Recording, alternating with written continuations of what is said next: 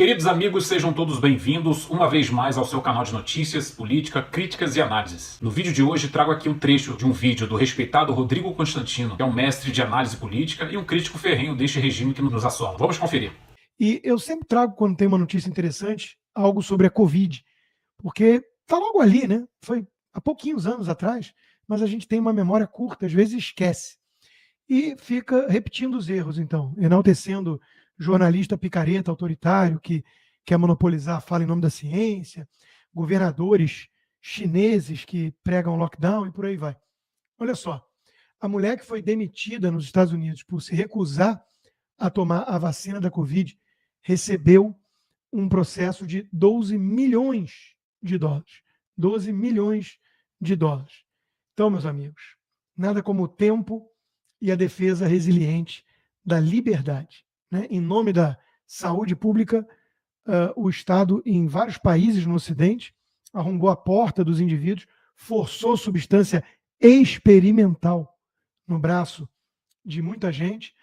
Djokovic, por exemplo, que se recusou a fazer isso, a ser cobaia, né? Um atleta jovem, saúde boa, foi duramente perseguido e punido por conta disso, mas andou vencendo aí mais uns grandes slams, né? Então, de novo, nada como o tempo. Falando um pouquinho de guerra cultural também, a esquerda é muito curiosa, né? Ela odeia o povo, ela despreza a opinião da direita, que ela chama de extrema-direita, nazista, golpista e tudo. Mas, como dizia Roberto Campos, né, a esquerda festiva, caviar, ama três coisas que só o capitalismo pode dar: consumismo burguês, ausência de censura e cachê em moeda forte. É por isso que lá está a petista Fernanda Torres dizendo: gente, pelo amor de Deus, não importa se você é de direita, de esquerda, de centro, taxista, bolsonarista, não boicotem o filme é tão bonitinho, é um filme tão militante sobre um comunista bonzinho, Rubens Paiva, que o filho é um petista militante como eu. Então, por favor, não façam campanha de boicote, tragam o bolso de vocês, que é a única parte que nos interessa nessa história. Desculpa, mas acho que não. Acho que vai rolar boicote sim. Ninguém deveria ver essa porcaria, porque é um filme militante e deve ser muito ruim. Eu, ao contrário de muita gente, consigo separar a arte do artista. Fosse assim, eu não ia mais ver filme nenhum do Woody Allen. O sujeito como pessoa é um ser desprezível. O cara pegou a própria enteada. Mas é um baita cineasta. Eu adoro os filmes dele. Então, eu consigo separar as coisas. Mas nesse caso, Fernandinha Torres, petista, o filme é militante. É uma porcaria que faz proselitismo a um comunista, tipo Marighella. Então, sim, vai rolar boicote. E sempre é interessante mostrar como essa turma da esquerda festiva, caviar, é hipócrita, né? Olha o irmão do meu amigo Tiago Gagliasso. Corretor de imóveis acusa Bruno Gagliasso de calote. É impressionante como não falha nunca, né? Deve estar gravando musiquinha, fazendo campanha junto com o imitador de focas pelo PL do PSOL para reduzir a jornada de trabalho. Né? Mas, caloteiro, quer no dia de Natal entrega de aplicativo de transporte de alimentos, se não reclama e por aí vai, mas joga para a plateia. O esquerdismo, acima de tudo, é isso. Né? O esquerdismo é jogar para a plateia. É sinalizar falsas virtudes. É disso que se trata a esquerda. A Luana Piovani não era exatamente de esquerda. Ela era alguém que denunciava a patotinha da Paula Lavigne, né, a máfia do Dendê, aquela turma que sempre se dá bem com a Lei Rouanet. A Luana Piovani vivia batendo nessa turma e apanhava, era boicotada por conta disso, foi para Portugal com os filhos. Ninguém sabe exatamente de onde vem a fonte de renda hoje, mas o fato é que talvez ela esteja sinalizando um pedido de desculpas, querendo regressar ao grupo, né? Luana Piovani chama eleitores de Trump e Bolsonaro de escrotos.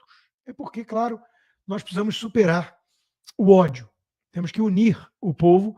O imitador de focas escreveu até um livro sobre isso. Né? Não é legal essa coisa de discurso de ódio, de divisão da sociedade. É por isso que nós temos que eliminar metade ou mais, talvez 70%, 2/3, vai. Vamos ficar em 2/3. 2/3 da população que são um bando de escrotos que votam na extrema-direita. Então, se você eliminar 2/3 do povo, o que sobra é muito mais pacífico, legal, descolado, assiste Globo, funcionário público e por aí vai. Vai até no filme da Fernanda Torres. Então, o mundo seria muito melhor se todo mundo que discorda da gente fosse eliminado. É mais ou menos o pensamento da esquerda, né? E por falar em artistas, a gente pensa logo onde é que eles andam, né? Porque a Amazônia em chamas, tudo acontecendo lá, né? E eles desapareceram, porque o governo não é mais o Bolsonaro. Mas eis que surgem os grupos para falar que a Amazônia é deles, não nossa, do Brasil. O mundo inteiro pode decidir sobre o papel da Amazônia. Ex-ministra de Justiça da França. Tinha que ser, né? Tinha que ser. Vai assumir cadeira da USP. Tinha que ser também, né? Então tá num pacote perfeito. Tá num pacote perfeito, né?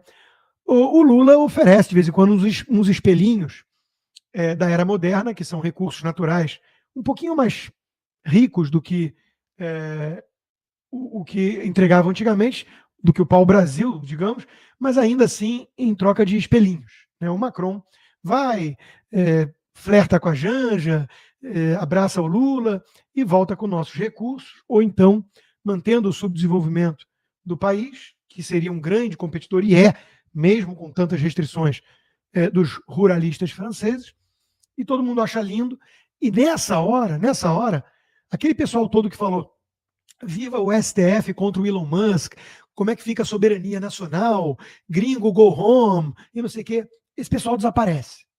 Assim como desaparecem os artistas na hora das queimadas na Amazônia durante o governo Lula, também desaparecem aqueles que estavam ontem falando go home, Yankee, viva a soberania nacional, o STF está defendendo o Brasil contra os estrangeiros. Na hora que a francesa fala que a Amazônia é deles, aí esse pessoal desaparece. E também não quer saber, né, de esquema de tráfico na Amazônia envolvendo indígenas. Olha, transportes de tartarugas mortas num esquema que parece bem profissional, né? Porque índio não quer só apito, e tampouco o índiozinho é aquela imagem que a esquerda festiva tem da Vila Madalena, do Leblon, né, de um bom selvagem que vive de forma pacífica com a natureza, quase um avatar azulado, né? Na verdade, os índios não são bem assim. Eles tacam fogo em tudo, eles matam uns aos outros. Pergunta aos astecas, aos maias, aos incas, como é que era, né? Antes mesmo do Cortês, por exemplo, chegar. Não era como na música do Neil Young. Mas eu sei que esquerdismo é sinônimo de romantismo. Então, vamos imaginar que a vida era uma maravilha e não vamos ver essas imagens, porque o que os olhos não veem, o coração não sabe.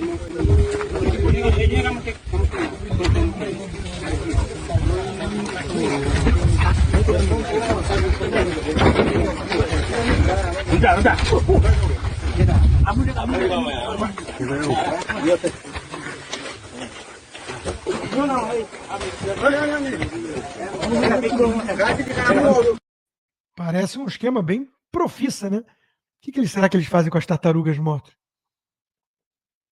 Usam os cascos para decoração, vende para elite culpada no Leblon, depois de comer sopa, não sei. O fato é que isso não vai sensibilizar a turma artística. Bom, por falar em esquerdismo como romantismo, na verdade está mais para doença. Uma doença da alma, né? Do cérebro, muitas vezes, porque se você é socialista com 18 anos, tudo bem, você pode alegar que você tem um bom coração e consegue calibrar muito mal suas sensibilidades, porque você não entende nada de nada, mas quando você é socialista com 40, você não tem cérebro. Mas acima de tudo, como diz o Paulo Briguet, uma doença da alma. E a ideologia woke, a gente vê o que faz a ideologia woke, o que prega, como reagem à vitória do Trump, e a gente se convence de que sim, é isso mesmo, né? E como diz o Briguet, né? Com toda sinceridade, as bizarrices da militância woke têm ultimamente despertado a minha compaixão pelo destino dessas almas atormentadas. E claro, eu acho que todo ser humano decente oscila num misto de compaixão e revolta. A revolta vem quando a gente lembra que eles estão tentando influenciar nossas crianças, que eles estão dentro de sala de aula, que eles estão na Disney, fazendo filmes, e aí é revoltante. Mas, por outro lado, a gente olha para eles e para a vida pobre que eles levam, pobre de espírito, né? E dá pena, assim, né? A Terceira Guerra Mundial tende a ser uma guerra de Babel, não apenas entre nações, mas principalmente entre culturas e visões de mundo que muitas vezes se opõem à realidade. Como eu digo, tem a guerra política, cultural e a guerra espiritual. É uma luta muito além da política, né? É uma batalha pela alma da humanidade. Ou você está nas festinhas do P. Diddy, ou você está no avião Lolita indo para uma ilha do Jeffrey Epstein, ou você está do lado contra tudo isso, defendendo os pilares da civilização e da família, das tradições e da religião que fez do Ocidente o Ocidente, que não é a macumba, tampouco o Islã, é o cristianismo. Judaico-cristã, a nossa civilização, porque bebeu bastante das fontes do judaísmo também. E claro, aí a gente prega fronteiras controladas sobre isso, né? E a esquerda fica empolvorosa, mas tá lá. A judeofobia em Amsterdã, que foi onde mataram o cineasta Theo Van Gogh, que fez o filme Submissão, inspirado na Ian Hirsi, esposa do Neil Ferguson, né, que tem excelentes livros como Nômade, como... como é que é o nome do outro livro dela que eu li, que é maravilhoso, sem ser o Nômade, agora eu esqueci. Mas enfim, leiam Ian Hirsi, a esposa do Neil Ferguson, ela que foi criada na Somália, no islamismo, e passou a denunciar isso tudo. O seu parceiro de filme, Theo Van Gogh, foi assassinado em Amsterdã, e agora nós vimos essa semana cenas chocantes, né, de um pogrom, porque aquilo foi um pogrom, foi uma perseguição a judeus, de forma aleatória. Não foi algo restrito apenas a uma disputa de torcidas. A imprensa tentou dar a entender isso, mas não foi. As imagens mostram árabes perseguindo, espancando judeus de forma aleatória, atropelando e por aí vai. Então, foi algo muito sério. O rei da Holanda ligou para o primeiro-ministro israelense pedindo desculpas, né? E a reação está aí. A Holanda anuncia fechamento de fronteiras com a União Europeia para conter a entrada de bárbaros. E são bárbaros. Não tenham dúvida disso. São bárbaros porque a religião da paz, infelizmente, tem muita gente, muito adepto, que, lendo de uma forma literal os textos sagrados do profeta, que foi ele mesmo um guerreiro empedernido, alguém que quis casar com uma menininha abaixo de 10 anos e foi escutar Alá, e Alá deu a permissão, né? A religião toda do Islã não pariu sociedades livres, como a gente conhece no Ocidente, porque são teocracias, porque, acima de tudo, não fizeram aquilo que o cristianismo fez no Ocidente, dar foco no indivíduo e a César o que é de César, separando o Estado de religião.